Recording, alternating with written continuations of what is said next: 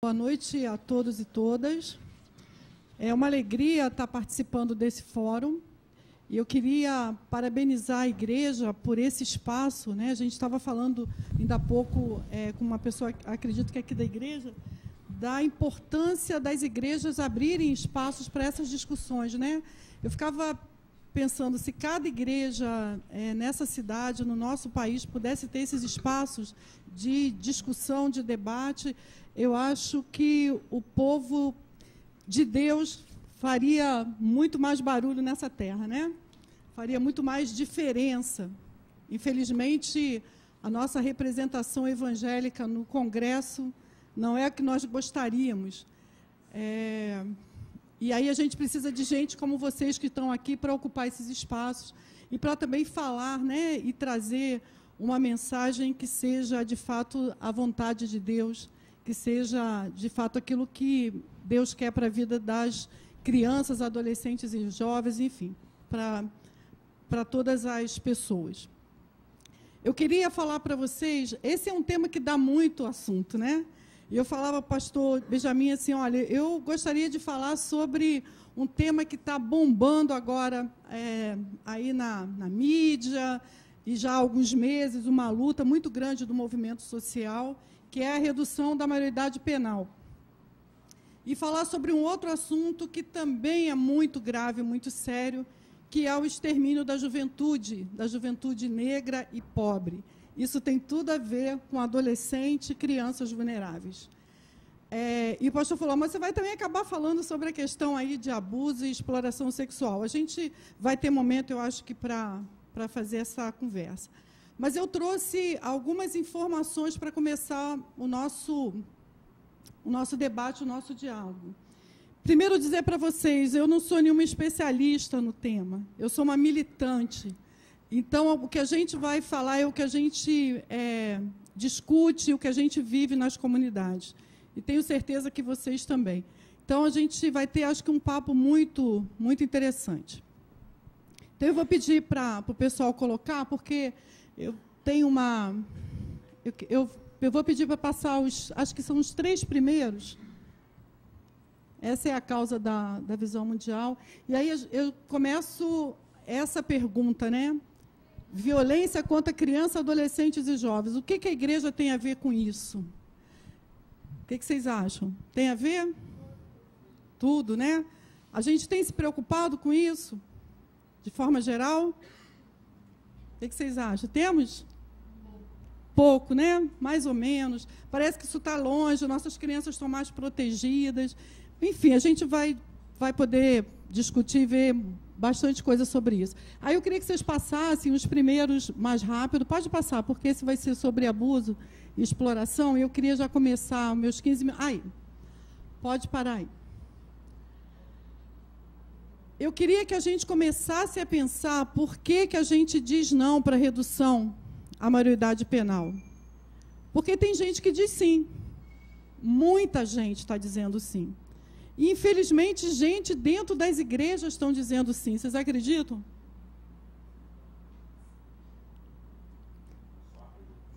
Já ouviu, né? E é o direito. Nós estamos numa democracia, né? As pessoas podem ter suas opiniões, mas a gente, depois que a gente começa a entrar dentro desse tema, começa a perceber a realidade desse tema e a situação dos nossos adolescentes, das nossas crianças de forma geral, a gente vê que é complicado quem diz sim para isso, né? Mas, enfim, vamos lá. Nós estamos fazendo 25 anos, né, o nosso Estatuto da Criança e do Adolescente, que é uma das leis mais avançadas do mundo, né, não é só do nosso país, não. E a gente chega aos 25 anos com uma constatação muito triste. Apesar de 25 anos, ele ainda não foi implementado de forma adequada, completa, plena, né? E a gente já tem muita gente há muito tempo querendo que ele mude, né? Querendo já desde essa questão da redução da maioridade penal é uma luta que vem desde 93, é antiga, há muita resistência nessa luta, né? E no ano em que a gente está completando 25 anos do nosso estatuto, a gente já teve uma derrota, que foi a votação, né, que foi a discussão que aconteceu na Comissão de Justiça e que passou. E a gente agora tem todo um trâmite, eu inclusive mandei para o pastor Benjamin, né, o cronograma aí da Câmara, Senado, enfim, todo esse percurso que essa discussão vai acontecer. Mas eu queria dizer para vocês que, apesar dessa discussão toda, dizendo que é o adolescente que é responsável pela violência no país, porque a gente está ouvindo isso agora o tempo todo, né? E aí começa a aparecer na televisão só coisas que adolescente está fazendo, né? E de fato acontece, mas ele não é o responsável pela maioria da violência que acontece no país. Muito pelo contrário, né? Ele é a maior vítima e a gente vai ver isso mais na frente. E aí ali tem dados, olha, da Unicef que apontam que no universo de 21 milhões de adolescentes que a gente tem no país, apenas aquele percentual comete atos contra a vida. E um número ainda muito menor, tá? Que é, olha, de 0,9% de crimes praticados no país. E se a gente considerar homicídios e tentativas de homicídio, ou seja, o que aconteceu, né, com aquele médico lá na Lagoa, só 0,5%. Ou seja, a violência não é cometida, a responsabilidade de toda a violência não é dos adolescentes desse país. Isso está claro pelos dados, né? Mas a televisão mostra como se fosse, não é verdade?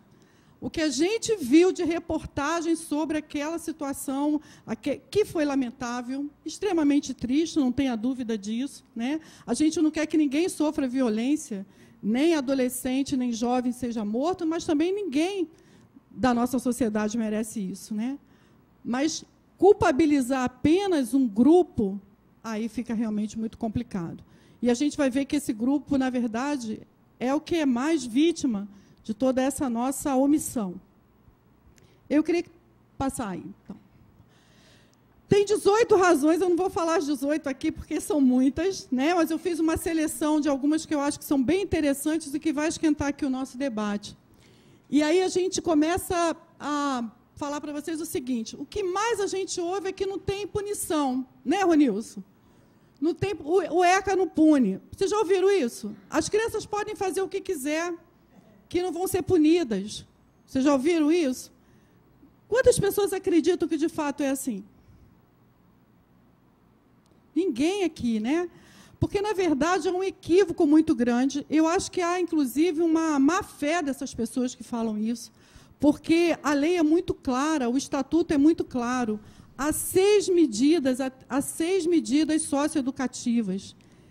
E não é tão simples a coisa assim para o adolescente que comete ato infracional, principalmente se é contra a vida. Então, a gente gostaria de que vocês dessem rapidinho aí uma lida. Tá? Pode voltar, porque não deu tempo de ler. E aí, sabe qual é a razão das medidas socioeducativas? É fazer com que esse jovem tenha uma segunda chance, que ele possa ter aprendizagem com esse ato cometido, que ele possa começar de novo, essa é a ideia. Então, quando a gente vê essa discussão da redução da maioridade penal, a gente fala, opa, tem alguma coisa errada aí. Porque essa só pensa na punição, só pensa no encarceramento. É como se dissesse, não tem mais jeito. E o cristão pensar dessa forma é muito complicado. Por isso que eu falei, é muito complicado quando a igreja diz sim para a redução. Porque a gente acredita que haja, sim, solução. A gente acredita que se o jovem tiver a oportunidade, porque ele não fez essas escolhas apenas porque ele quis, claro que tem sim, claro que tem oportunidade. Quem trabalha aqui nas comunidades, quem trabalha com projetos, sabe disso no dia a dia. Então, a primeira coisa que a gente precisa ter na cabeça é que há medidas socioeducativas, inclusive se nós somarmos as 3 últimas medidas, né, que é a liberdade, pode passar, liberdade assistida, se a gente passar Semi-liberdade e internação, 3 anos cada uma, dá 9 anos. Um jovem pode ficar sendo acompanhado durante 9 anos pelo Estado, se ele fizesse isso de forma adequada. Mas o que acontece com a internação desses nossos adolescentes? Vocês sabem o que acontece? Você sabe os espaços em que esses jovens são colocados? Não são diferentes de nenhuma das prisões, das penitenciárias que existem no nosso país. Inclusive, o Degase agora está passando por um processo de avaliação e de análise por causa de denúncias de torturas que acontecem lá dentro com os meninos que estão internados. E isso não é novo. O que a gente vai fazer colocando ainda mais meninos numa situação ainda muito mais precária? Aí eu queria passar um vídeo, o primeiro, para que vocês pudessem ver o que a sociedade, de uma maneira geral, e o que a mídia, de uma forma lamentável, mas escandalosa, pensa a respeito desses jovens. Muitos de vocês viram esse vídeo, eu acho que vocês só vão relembrar.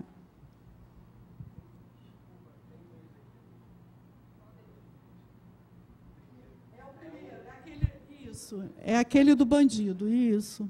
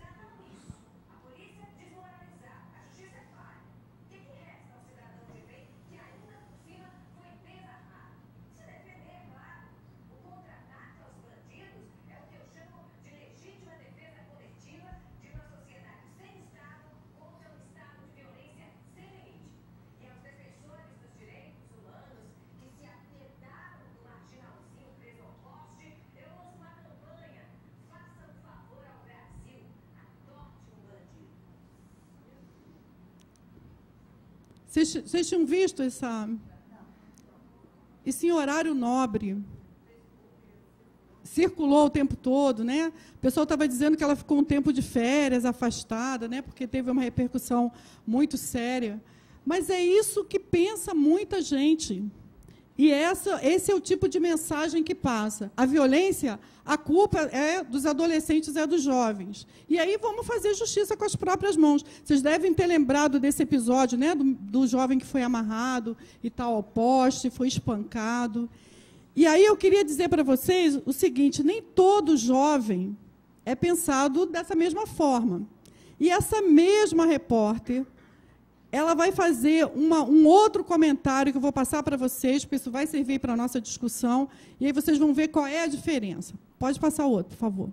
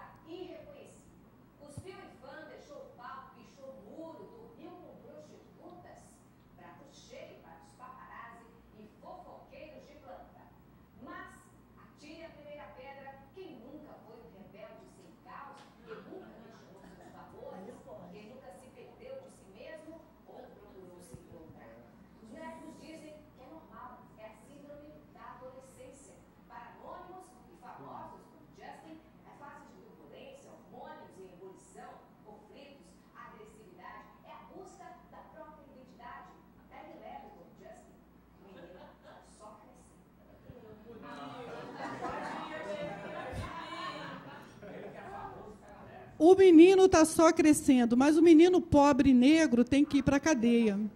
o menino pobre negro, ele é marginalzinho. Ele não está crescendo, né? Não é só uma fase, não é só ebulição. Então, isso é muito grave, não é, pessoal? E isso é passado em rede nacional.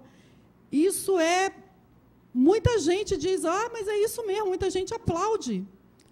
Então, a gente começa a falar, caramba, que sociedade é essa, né?